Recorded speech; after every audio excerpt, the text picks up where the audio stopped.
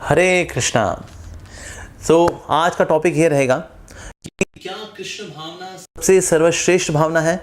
इस Krishna consciousness the highest philosophy, the top most philosophy? तो आज हम इसके ऊपर चर्चा करेंगे। वैसे यूएसए में एक सर्वे किया गया था about all the religions which are there in USA.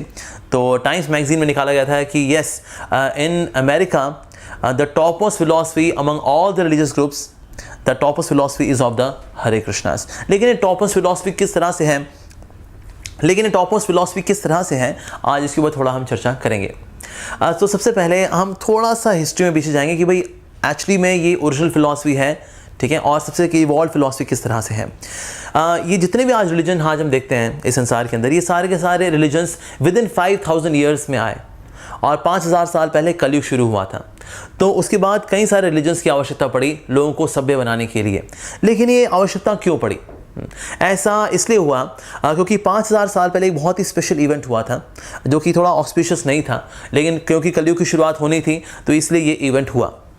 तो एक ब्राह्मण के पुत्र था जिसका नाम था श्रृंगी, और श्रृंगी नाम के इस ब्राह्मण के पुत्र ने अपने पिता का जब अपमान देखा by a person called Parikshit, who was a very kingly person, who was the king at that time of entire planet।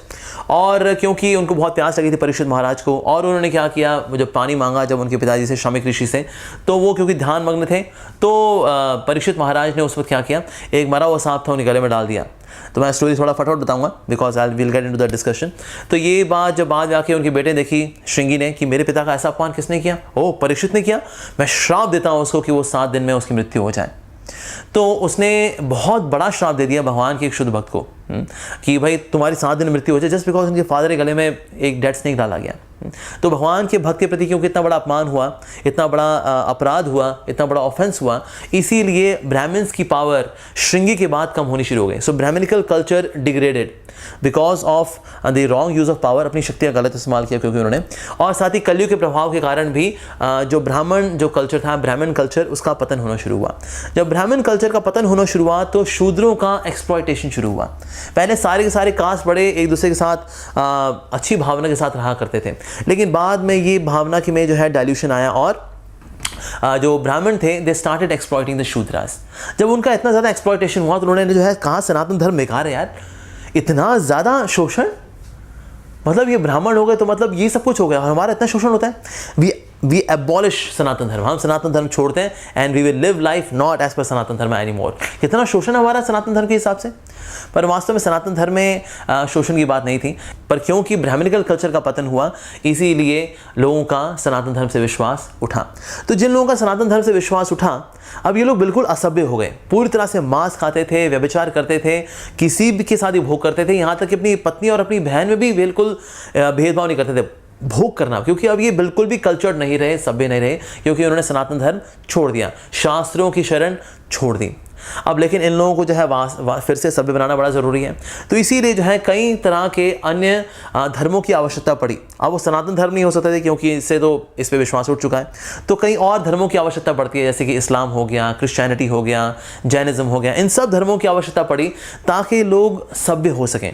भगवान और भगवान की भक्ति के बारे में नहीं बताया गया, लेकिन इनको सभ्य बनाने के लिए, इनमें सत्व गुण का और संचार करने के लिए इन सारे धर्मों की उत्पत्ति होती है, ताकि लोग धीरे धीरे करके सभ्य बनेंगे तो एक दिन भगवान के नज़दीक भी आ जाएंगे।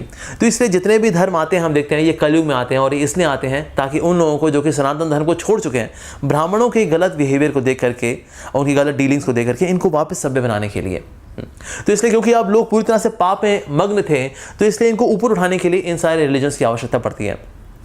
तो अगर हम पाप में जीवन को माने -1, -2, -3, तो इनको अब 0 पे लेकर आना है। तो इनको 0 पे लेकर आए महात्मा बुद्ध। इसलिए महात्मा बुद्ध की फिलॉसफी है शून्यवाद, एवरीथिंग इज अल्टीमेटली वॉइड, और वही निर्वाण है, शून्य तक जाना, 0। सो -1 से अभी हम जा रहे हैं 0 की ओर। लेकिन महात्मा बुद्ध जब आए तो उन्होंने क्या किया, उन्होंने लोगों को सभ्य बनाया और ये कहा कि अहिंसा परमो धर्म, non violence is top most religion, one should have compassion and in this way achieve nirvana, nirvana की प्राप्ति करनी चाहिए। तो -1 से 0 आ गए, 0 के बाद अगला कौन सा डिजिट आता है, 1। तो इसीलिए बुद्धिज्म के बाद आए शंकराचार्य जी, और शंकराचार्य जी ने दिया अद्वैतवाद, एवरीथिंग इज 1, भगवान हो, जीवात्मा हो, प्रकृति हो, everything is 1। So from -1 to 0 to one. और इसके बाद फिर आए रामानुजाचार्य जी। रामानुजाचार्य जी ने कहा we are not one, we are separate from God. हम भगवान के गुण हैं, हम भगवान के साथ हैं लेकिन भगवान के हम गुण हैं, तो इसलिए हम गुण हैं और भगवान गुणवान है। तो 1 से आए 1.5। उसके बाद फिर आए मध्वाचार्य जी।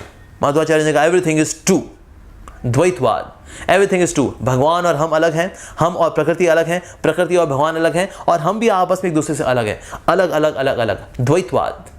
सो अब देख रहे हैं किस तरह चल रहा है, -1 to 0 to 1 to 1.5 to 2। और फिर अंततः आए श्री कृष्ण चैतन्य महाप्रभु, जिन्होंने 2 के बाद 3, 4, 5, 6, 7, 8, 9, 10 इन्फिनिटी तक दे दिया। That he gave the complete science of devotional service, Shri Krishna Chaitanya Mahaprabhu, and he gave us the full fledged, पूरा परिपक्व फल तैयार करके दिया भक्ति का।